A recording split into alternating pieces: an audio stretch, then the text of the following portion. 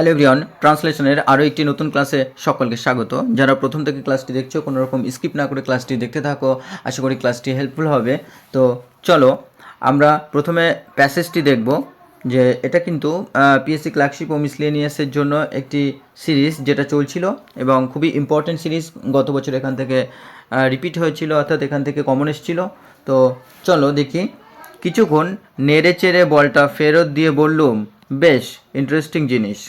অবিনাশবাবু আলমারির ভেতর বলটা রাখতে রাখতে বললেন, তাহলে স্বীকার করুন যে আপনি ছাড়া অন্য লোকের কাছেও আশ্চর্য জিনিস থাকতে পারে।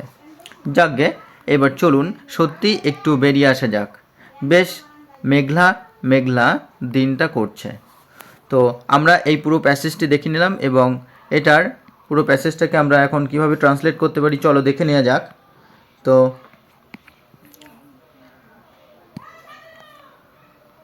আমরা যে প্রথম লাইনটি দেখতে পাচ্ছি যে কিছু নেড়ে চেড়ে বলটা ফেরত দিয়ে বললুম, বেশ ইন্টারেস্টিং জিনিস। তাহলে কি কিছু নেড়ে চেড়ে বা কিছু মুহূর্তের জন্য নেড়ে চেড়ে, তাহলে আমরা কিন্তু এই যে নেড়ে চেড়ে কথাটা কিন্তু এখানে ইনকমপ্লিট ভার্ব রাখবো, অর্থাৎ এটাকে আমরা পার্টিসিপল ফর্মে রাখবো। কি পার্টিসিপল ভার্বে রাখবো। কেমন? যে shaking the ball for a while, অর্থাৎ কিছুক্ষণের জন্য বলটাকে নেড়ে। তাহলে কি শেকিং দ্য বলটাকে নেড়ে, ফর এ হোয়াইল কিছুক্ষণের জন্য, আই রিটার্নড ইট আমি এটাকে ফেরত দিলাম, অ্যান্ড সাইড এবং বললাম, অর্থাৎ এটাকে ফেরত দিয়ে বললাম, it is a quite interesting thing. তো এখানে যেহেতু ইন্টারেস্টিং জিনিস বলেছে, তো আমাদের সরাসরি ইন্টারেস্টিং থিংই ব্যবহার করতে হবে। তো এটা বেশ কি ইন্টারেস্টিং জিনিস, বা এটা হয় বেশ ইন্টারেস্টিং জিনিস, এমনটাই কিন্তু আমরা লিখেছি। তো এখানে কিন্তু শেকিং বা আমরা এটাকে স্টায়ারিংও বলতে পারি। কেমন? স্টায়ারিং দ্য বল, অথবা আমরা বলতে পারি কি স্টায়ারিং দ্য বল, অর্থাৎ বলটিকে নাড়িয়ে বা নেড়ে চেড়ে, বা আমরা জল্টিংও বলতে পারি, জল্টিং দ্য বল, বা আমরা এটাকে বলতে পারি কি বাজিং দ্য বল। তো ফর এ হোয়াইল অর্থাৎ কিছুক্ষণের জন্য, বা আমরা বলতে পারি কি ফর এ মোমেন্ট কিছুক্ষণের জন্য, বা আমরা বলতে পারি কি ফর সামটাইমস অর্থাৎ কিছুক্ষণের জন্য। তো এইভাবে কিন্তু আমরা লিখতে পারবো।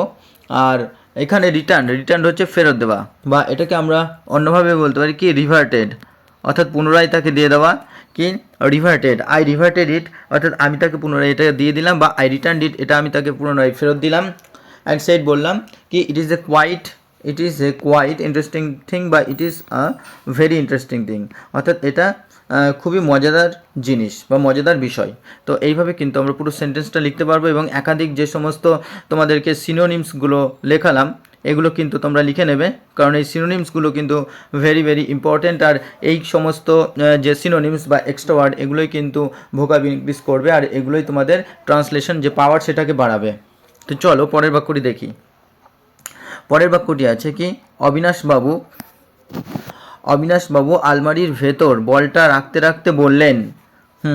তো অবিনাশবাবু কি কেপ্ট পুটিং দ্য বল, অর্থাৎ বলটাকে রাখতে রাখতে বললেন, ইন দ্য কাপবোর্ড অর্থাৎ আলমারির ভেতরে, কি অ্যান্ড সেইড এবং বললেন। তো অবিনাশবাবু kept putting the ball in the cupboard, অবিনাশবাবু আলমারির ভেতরে বলটা রাখতে রাখতে এবং কি সেইড বললেন।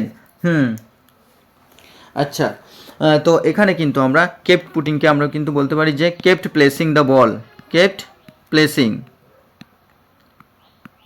Placing the ball in the cupboard, বা আমরা এটা কিন্তু আলমারিকে আলমারিও বলতে পারি, আলমিরা অর্থাৎ আলমারি, বা এটাকে আমরা ক্লোজেটও বলতে পারি, কি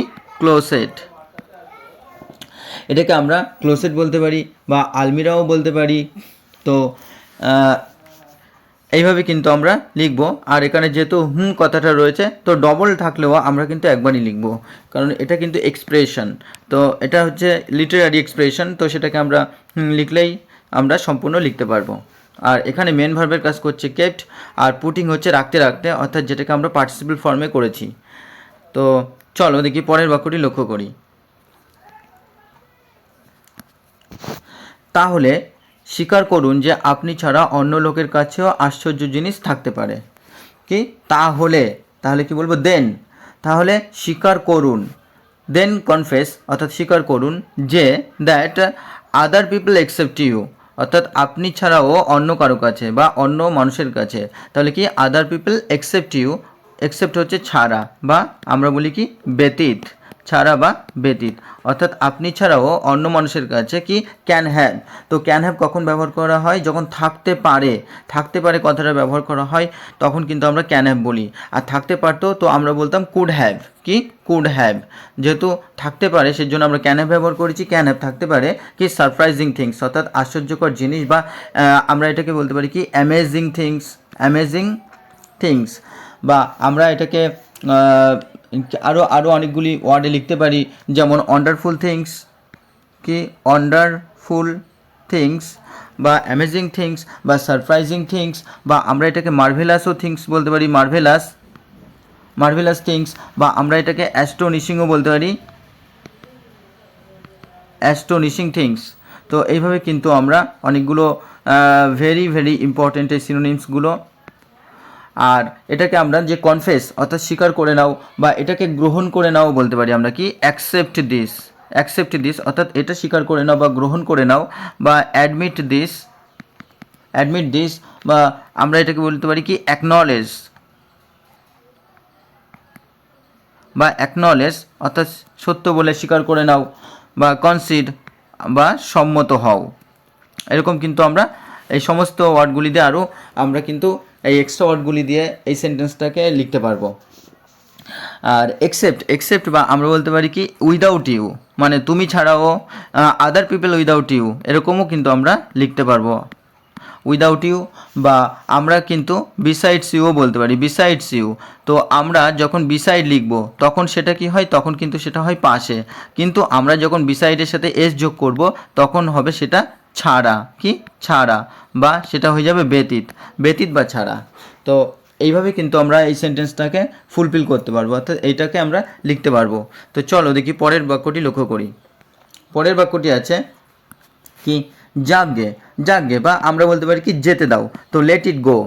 এবার চলুন সত্যি একটু বেরিয়ে আসা যাক। এবার চলুন, তাহলে লেট আস, অর্থাৎ এবার চলুন সত্যি, তাহলে কি রিয়েলি। তো লেট আস অর্থাৎ এবার চলুন কি সত্যি অর্থাৎ রিয়েলি একটু বেরিয়ে আসা যাক। তাহলে কি বেরিয়ে আসা যাক, এটা আগে আমরা বলবো। তো বেরিয়ে আসা যাকটাকে আমরা কি বলবো, যে গো আউট, বেরিয়ে আসা যাক for a bit, for a bit অর্থাৎ একটু। তো ফর এ বিটকে আমরা কি বলবো, একটু।